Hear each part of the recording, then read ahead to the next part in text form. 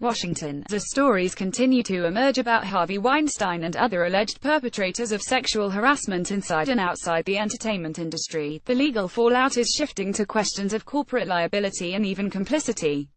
That is front and center when it comes to New York Attorney General Eric Schneiderman's recently opened investigation of the Weinstein Company, as the Attorney General's Civil Rights Division subpoenaed the company for records related to harassment allegations, and what actions were taken and not taken.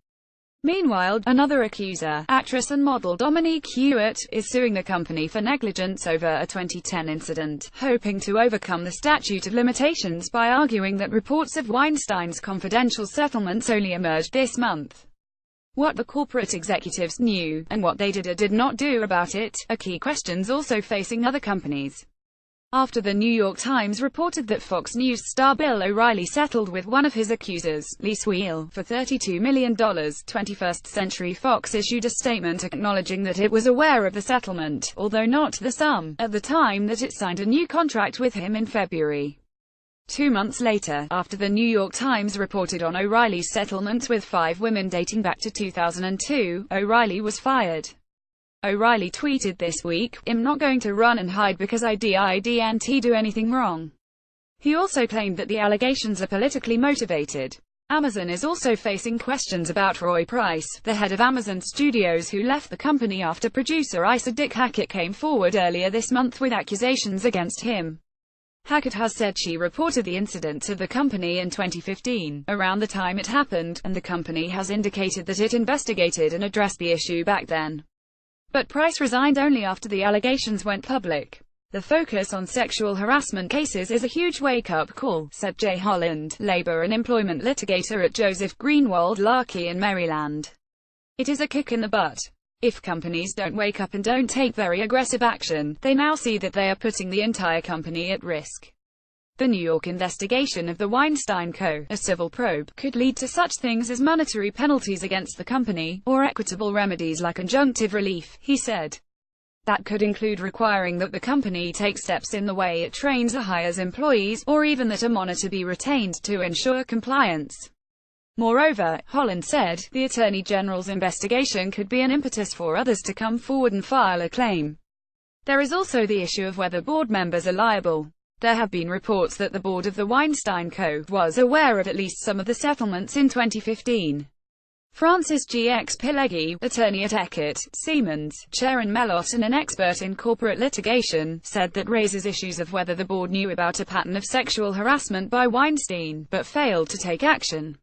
If it is correct that the board knew about this propensity and the future likelihood of an occurrence, then the question would be whether the board was fulfilling its fiduciary duty, Pileggi said.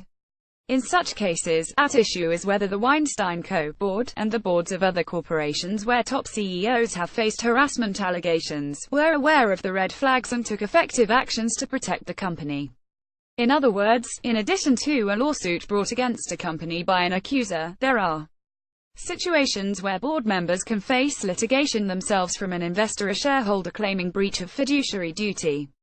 A challenge for a plaintiff would be in showing that a harassment scandal was materially great enough to affect a company's bottom line or share price. Pileggi cited a Delaware Court of Chancery decision, known as the Caremark case, that placed liability on board members to act when aware of red flags that would make a reasonable person, who has a duty to advance the best interests of the company, take action and avoid further harm to the company, especially in the context of a likelihood that the company's agent may violate the law and bring harm to the company. Weinstein has denied allegations of non-consensual sex. The sexual harassment allegations against Weinstein stretch back more than 3 decades. Questions also have been raised about whether any Disney executives or board members knew or didn't know about settlements Weinstein made at the time that Disney owned Miramax.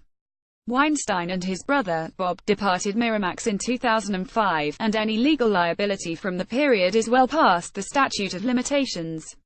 Michael Eisner, who was CEO of Disney at the time, suggested that he was unaware.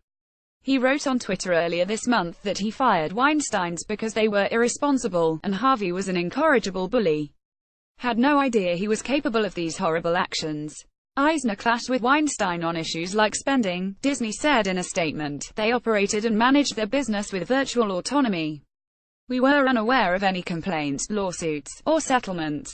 Nell Minow, a longtime corporate governance expert, said the reports of the settlements, and what executives at Fox and Weinstein Co. knew about them, also raise questions of accounting. Earlier this year, there were reports that federal prosecutors were investigating how settlement payments involving claims against Fox News chieftain Roger Ailes were disclosed.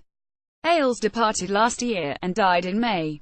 He'd point out that both of these companies are in essence controlled by dynamic founders, which makes independent oversight much less likely, Minow said.